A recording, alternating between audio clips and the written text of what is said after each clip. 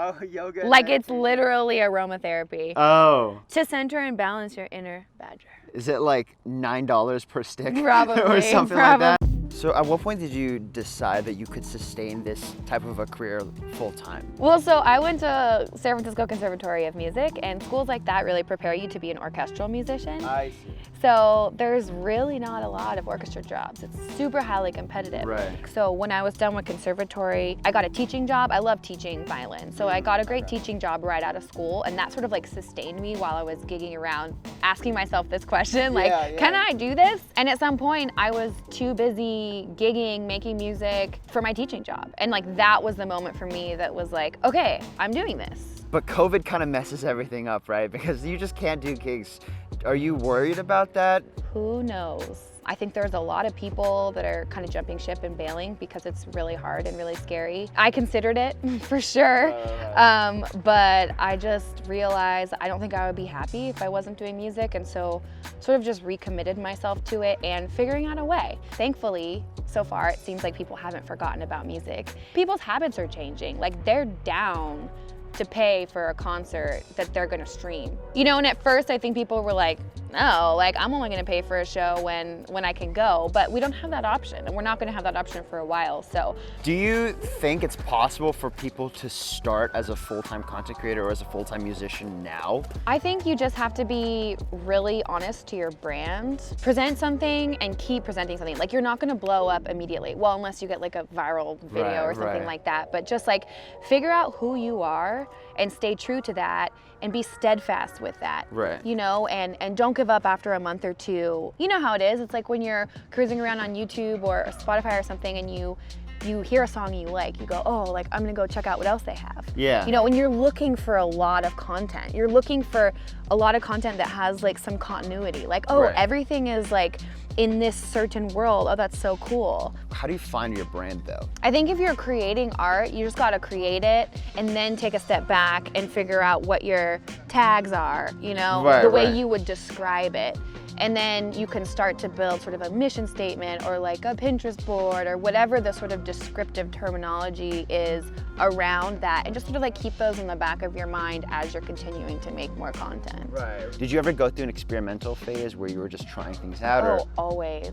I feel like always. That's a nice thing about this like collective that we have. It's like a collective of composers and musicians, and we all kind of tend to try things out on each other. And I think that's really important. You know, there's a lot of like professional scenarios in which you just have to show up and everything has to be perfect and polished and ready to go, and that's a lot of pressure, first of all, and then it also leads the creator to not want to take risks. Do you have any horror stories as a freelance? Because I'm imagining I have so many. It's so horrible, I can barely even talk about it still, but every now and then for like a wedding or something, you'll get hired, and these are the worst, where they'll also hire another musician that you don't know, and they're like, you're both musicians, you can play together. And I had all the, you know, communications with this person, and they said they were gonna bring the sheet music and it was all set, and then we get there and the guy's like, no, I don't have the sheet music.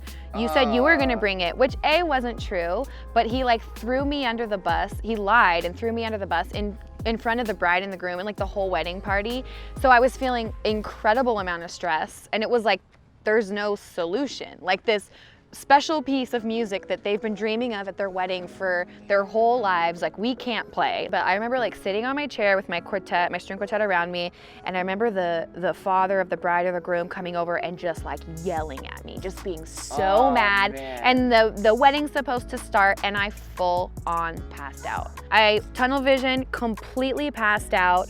I woke up on the floor. And suddenly this worst nightmare wedding got way worse for everybody else. I sat up really fast, passed out again. But the worst part is when I passed out, my violin fell to the ground and broke. Oh no. And then like the paramedics came, and I heard my quartet playing something. I don't know, not the song they were supposed to be playing. I mean, it was just such a disaster. I had to get all this medical workup and fix my violin. Like it was this thing lasted for years. The fallout from it was years long, because I had to get money for my insurance to fix my whole thing.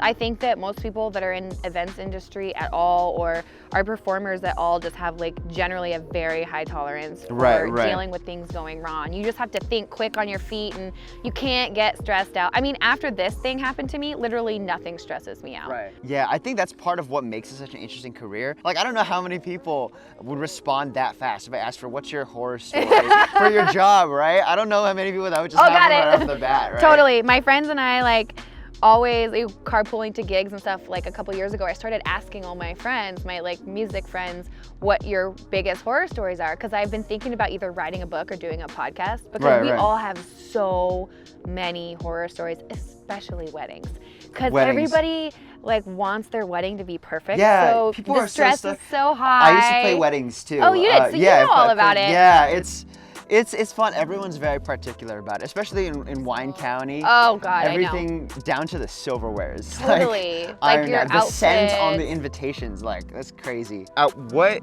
age did you realize you just didn't want to work your standard corporate job? I never thought about it. You never thought about it? I never considered it. It was like, I knew I wanted to do music, so then I just went to school for music, and then before I thought about anything else, I was working in music. You were already doing it. Yeah. So you couldn't imagine it any other way. Yeah, and I never really studied anything else that would have gotten me into a corporate job. Gotcha. You know, so like I don't really have those skills, I guess. Are you generally just a pretty content person overall? I tend to be like pretty happy, and like through the ups and downs I tend to be like pretty calm. This one has definitely rocked my boat though. Yeah. One day I woke up and I was like, wait a sec, we have way more opportunities than famous people right now. You know, like John Legend can't just go play on the street corner, but we can. My dad is a musician, so music was just like a part of our house all the time. And my mom doesn't play anything, but she's a huge music fan, and she was a dancer. So like the arts were just like totally in the house, and I just thought like everybody's dad had band practice Sunday nights in the living room. You know, I just thought that was super normal. So they never once were like, you should consider something else. It was like, this is what you want to do? Cool, we'll support you. So I feel really lucky. So where do you see your career at least 10 years from now? Another $1 million question. In 10 years or in 1 month, I really want to be able to support myself just playing more original music with my friends, and I've been having so much fun making videos. You know, I think that that's a really big part of what we're learning right now, is that people don't want to just hear music, they want to see music. Yeah. And when you're playing shows so many nights a week, it's like a sand painting. It's like all of this work, you know, all this like detailed work, and then like after the gig's over, it's just like blows off into the wind. Like that's it. Right, like, that's over. It doesn't last. You can't sit back and have it keep impacting. Precisely. Unless you had like a really high def multicam shoot that happened to capture every element of the gig perfectly, which you do sometimes. But sort of like moving into this realm that like we want everything to have an afterlife and another life and another life, and we're gonna put all this work into these things that are gonna live forever. And that's really exciting. I think that what's happening right now is that these different virtual platforms are starting to like integrate and talk to each other, which is something that it always felt like Spotify was really separate from like YouTube, was really separate from Facebook and your own personal website. But now people are doing kind of all at once. Exactly. Right? Like you play music on video for YouTube, you put a little snippet of it on TikTok and Instagram. Totally. You get the audio and rip it off and put it on Spotify. Or like you find a band on Spotify and you like go check them out on YouTube. You know that this sort of thing is happening, and that's really awesome for all of us. So we can be like tapping into like, well, what is the visual representation of this piece of art that's always been a sound thing? Or you know, like how does it translate in these different mediums? So that's something that's really exciting to me. Do you ever get caught up comparing yourself to other musicians? Totally. Yeah. Totally. I try to stay in the realm of like getting inspired by them though, because you know, we're all different. We all have something different that we're offering, and you know, competition is just the devil. Like there's nothing that good that can come from comparing yourself to others. You know, I'm all about like, if I find somebody like awesome and I'm jealous of them, like let's team up. Like I want to like be near you and like learn about how you're doing what you're doing, because you're awesome.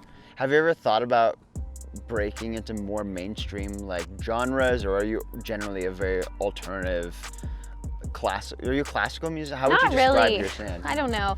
I'm like somewhere between like classical and jazz and rock and pop. Like, I don't know, there's like this middle ground of sort of like all these different influences.